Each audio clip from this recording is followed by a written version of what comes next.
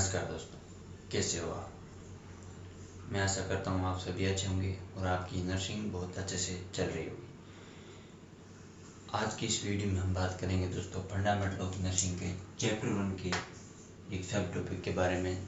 वो है दोस्तों मीनिंग ऑफ नर्स या फुल फॉर्म ऑफ नर्स। मैं चंद्र प्रकाश बिश्नोई आपका नर्सिंग इंटर्नशाला यूट्यूब चैनल पे वेलकम करता हूं। दोस्तों नर्सिंग से रिलेटेड ऐसे और वीडियो आप पाना चाहते हो तो आप हमारे चैनल को सब्सक्राइब करके नोटिफिकेशन बेल को दबा दीजिए ताकि भविष्य में हमारे वीडियो के नोटिफिकेशन आपको मिलते रहें। वीडियो पसंद आया तो लाइक कीजिए, नहीं पसंद आया तो डिसलाइक कीजिए। नीचे कमेंट करके बताइए वीडियो आपको कैसा लगा और आपको कौन से टॉपिक पर वीडियो चाहिए।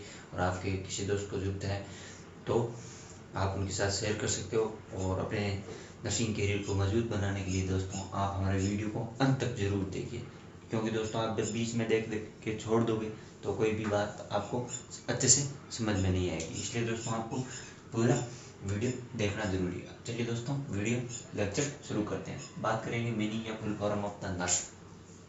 भाई नर्स है, उस वर्ड की फुल फॉर्म क्या होती है, उसका मीनिंग क्या होता है, उसके बारे में हम बात करेंगे। तो पहले है नर्स।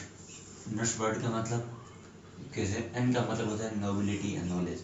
इसका मतलब होता है उसके पास शालीनता, मतलब धैर्यवान होनी चाहिए, उसके पास पेशेंस होना चाहिए, शालीन होनी चाहिए, बोलने में विनम्र होनी चाहिए ताकि दोस्तों वो पोलाइटली पेशेंट के साथ इंटरेक्ट कर पाए और उसका ट्रस्ट है वो गेन करने में उसको हेल्प हो। और नॉलेज का मतलब ज्ञान। एक नर्स है उसके पास ज्ञान होना चाहिए अपने फील्ड से रिलेटेड, वो वेल एजुकेटेड होनी चाहिए, उसे अपने फील्ड से रिलेटेड अच्छा ज्ञान होना चाहिए। ज्ञान होना क्यों जरूरी है दोस्तों, ज्ञान होना इसलिए जरूरी है जब दोस्त हमारे पास नॉलेज होगा तभी हम दोस्तों उस नॉलेज को इम्प्लीमेंट कर पाएंगे और ट्रीटमेंट या नर्सिंग केयर दे पाएंगे। हम आगे बात करते हैं अपन यूज मतलब क्या है, अंडरस्टैंडिंग एंड यूजफुलनेस। मतलब उसके पास जो नॉलेज है उसको समझ भी होनी चाहिए। और अंडरस्टैंडिंग का मतलब है वो दोस्तों उसके अंदर सेंस ऑफ ह्यूमर होना चाहिए ताकि वो लोगों को समझ पाए, लोगों की फीलिंग्स को समझ पाए। इसलिए दोस्तों उसके पास समझदारी होनी चाहिए, वो समझदार होनी चाहिए। यूजफुलनेस का मतलब क्या है दोस्तों, जो नॉलेज है उसका उसके अच्छे से यूज करना आना चाहिए। दोस्तों उसके पास नॉलेज है, वो उस नॉलेज को इम्प्लीमेंट नहीं कर पा रही है नर्सिंग केयर के दौरान, तो दोस्तों अच्छी नर्सिंग केयर है वो नहीं दे पाएगी। इसलिए दोस्तों उसके पास अंडरस्टैंडिंग और यूजफुलनेस का जो नॉलेज है उसका प्रॉपर यूज़ करना उसको आना चाहिए कि कौन सी परिस्थिति में मेरे पास जो नॉलेज है उसका मैं कैसे प्रॉपर यूज़ करके उस परिस्थिति को अच्छे से हैंडल कर सकती हूँ। इसलिए उसके पास अंडरस्टैंडिंग एंड यूजफुलनेस होना जरूरी है। फिर आपका आता है दोस्तों आर का मतलब क्या है दोस्तों, रेस्पॉन्सिबिलिटी एंड राइट। रेस्पॉन्सिबिलिटी का मतलब क्या है दोस्तों, जिम्मेदारी।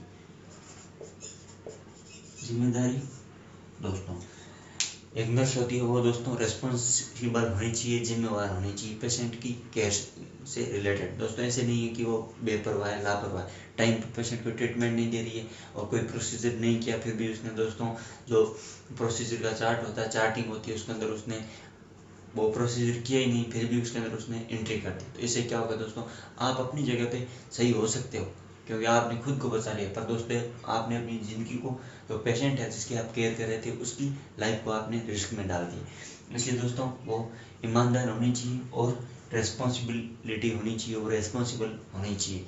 और राइट का मतलब है दोस्तों सही, मतलब उसके पास कुछ एथिक्स होने चाहिए दोस्तों, वो झूठ नहीं बोलती हो और जो भी जैसे नॉलेज है, अंडरस्टैंडिंग है, इसका वो सही यूज़ करती हो। ये दोस्तों है। कहीं आपने कुछ अभी पहले अपन थोड़ी देर बाद बात की थी कि प्रोसीजर किया ही नहीं और कोई मेडिसिन थी वो दोस्तों एडमिशन उसने नहीं की और चार्टिंग है उसने उसको एडमिनिस्ट्रेट करके आगे टाइम लिख दिया, तो वो दोस्तों गलत चीज़ है। इसलिए उसके पास वो रेस्पॉन्सिबल होनी चाहिए और अच्छे से पेशेंट को टैकल करने की उसके पास जिम्मेदारी लेने की उसकी क्षमता होनी चाहिए, इररेस्पॉन्सिबल नहीं होनी चाहिए। उसके बाद में अपन बात करते हैं एस फॉर दोस्तों बहुत से मतलब है। एस फॉर मतलब सिंप्लिसिटी। पहले अपन बात करते हैं नर्स शुड बी सिंपल। एक नर्स है उसको दोस्तों सिंपल होनी चाहिए, उसको और मेकअप नहीं किया होना चाहिए, उसके नेल्स वगैरह नहीं बड़े होने चाहिए। वाइल ऑन ड्यूटी, जब वो ड्यूटी पे है दोस्तों उसने कोई वॉच वगैरह या कोई जो आपकी ज्वेलरीज होती है वो उसने नहीं पहन रखी होनी चाहिए। जैसे दोस्तों बहुत बार हम क्या बोलते हैं उसको, बैंगल्स होती हैं वो लेडीज़ पहनती है, अपने वो कड़ा पहनते हैं। जैसे मान लो कि दोस्तों आप ऑक्सीजन सिलेंडर यूज़ कर रहे हो सकता है दोस्तों वो कड़ा है उसके अंदर अड़ जाए, तो उससे दोस्तों कोई एक्सीडेंट हो सकता है। इसलिए दोस्तों हमारे हाथ है वो फ्री होने चाहिए, आपके नेल बड़े हुए नहीं होने चाहिए। नेल बड़े होंगे तो दोस्तों माइक्रो ऑर्गेनिज्म है और जो डर्टीनेस है वो उसके अंदर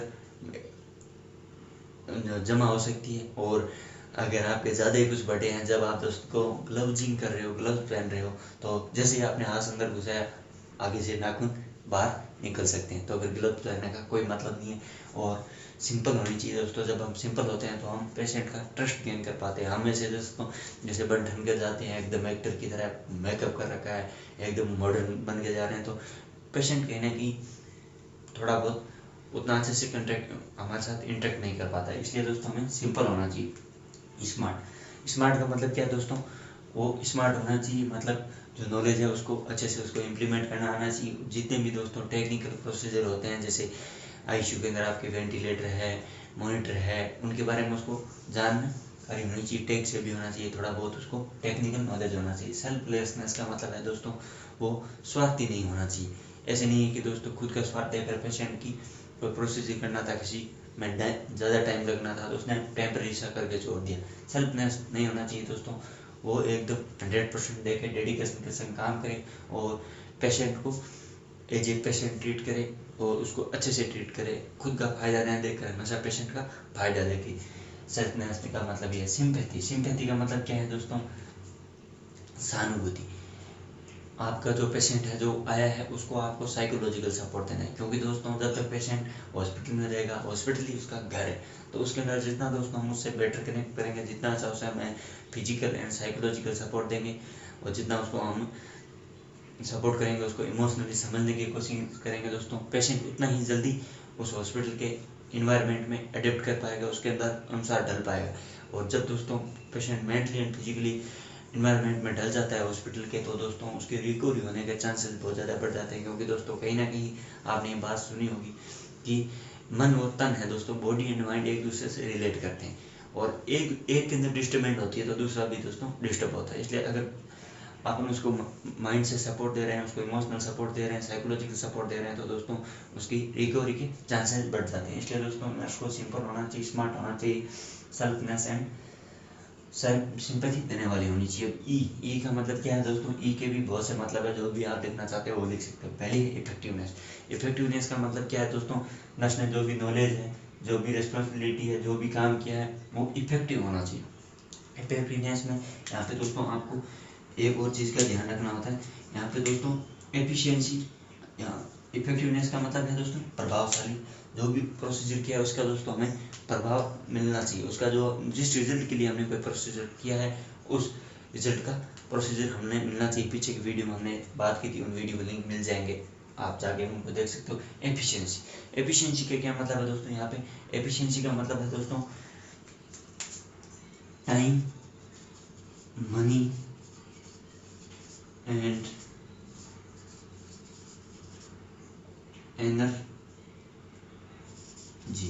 एनर्जी। मतलब हमें अपनी जो टाइम और मनी और एनर्जी है उसका दोस्तों एफिशिएंटली यूज़ करना है। जितना दोस्तों हम उसका अच्छे से यूटिलाइजेशन कर सकते हैं उसका यूज़ करना है। और क्यों करना है दोस्तों, मान लो कि हमें एक पेशेंट के साथ हमने बहुत ज़्यादा टाइम लगा दिया, तो दोस्तों दूसरे पेशेंट के लिए उतना टाइम नहीं मिल पाएगा। उससे क्या होगी दोस्तों, हमारी नर्सिंग केयर होगी, इफेक्ट होगी। एक पेशेंट को ज़्यादा टाइम की जरूरत है तो उसको ज़्यादा टाइम देना है, एक पेशेंट को ज़्यादा एनर्जी की जरूरत है तो ज़्यादा एनर्जी उसके ऊपर लगानी है, और एक पेशेंट के अंदर कम एफर्ट की जरूरत है तो उसको कम एफर्ट देना है। कम टाइम के अंदर उसका अच्छा इलाज हो सकता है, अच्छी नर्सिंग केयर हो सकती है, तो हमें कम टाइम के अंदर उसको अगर वो प्रोसीजर वो नर्सिंग केयर हो सकती है तो उसी टाइम के अंदर उतने टाइम के अंदर अपने को देनी है। अब एक बात आती है अगली आपकी इक्विलिटी। इक्विलिटी का मतलब है इम्पार्शियल। इम्पार्शियल से क्या मतलब, मतलब भेदभावहीनता। भेदभावहीनता से क्या मतलब है कि नर्स है दोस्तों हर एक पेशेंट को इक्वली उसको ट्रीट करना है, न कि दोस्तों कोई हमें भेदभाव नहीं करना है रंग के बेसिस पे, कलर के बेसिस पे, कास्ट के बेसिस पे, क्लास के बेसिस पे, हमें कोई मतलब नहीं। पेशेंट एक आ रहा है किस धर्म से है, हमें कोई मतलब होना चाहिए नहीं होना चाहिए। हमें इस बात से भी कोई मतलब होना नहीं चाहिए कि वो किस कास्ट से है, हमें इस बात से भी कोई मतलब नहीं होना चाहिए कि वो किस क्लास से है और उसका कलर क्या है। हमें एक पेशेंट को पेशेंट ट्रीट करना है और प्रायोरिटी उसको ट्रीटमेंट देना है। अगर कोई ज़्यादा सीरियस है तो उसको पहले ट्रीटमेंट देना है, उसकी हमें पहले केयर करनी है। कोई लेस सीरियस है और नॉर्मल है तो उसको बाद में केयर देनी है, न कि दोस्तों हम पार्सल करें या पहले कोई आपका कोई रिलेटिव है तो उसका ट्रीटमेंट करो, जबकि एक सीरियस पेशेंट है उसकी जान जा सकती है। तो इस हिसाब से दोस्तों हमें पार्शियलिटी नहीं करनी है, भेदभाव नहीं करना है, हमें इक्वली हर पेशेंट को ट्रीट करना है।